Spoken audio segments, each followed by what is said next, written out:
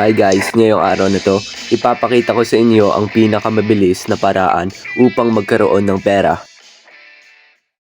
Unang paraan ay ang pagka-claim ng mga rewards sa daily participation events. Guaranteed dito ang inyong unang milyon. Sunod naman ay ang pagbebenta ng mga stolen vehicles. Ito guys ay isang lokasyon ng isang sports car sa Gangster Meralco City. Kailangan lang natin gawin dito ay kunin yung sasakyan, tapos pupunta tayo kay Nigel.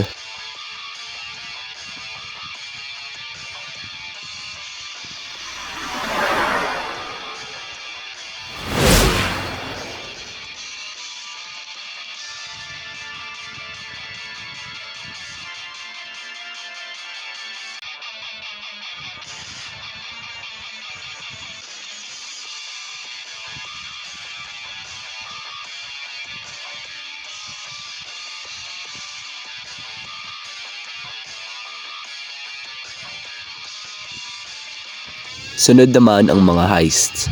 Ito ay isang primary goal para magkaroon ng big money.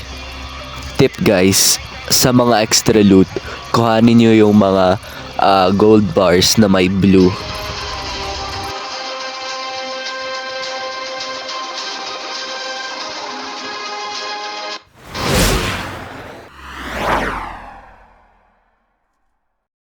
Lastly is this car event.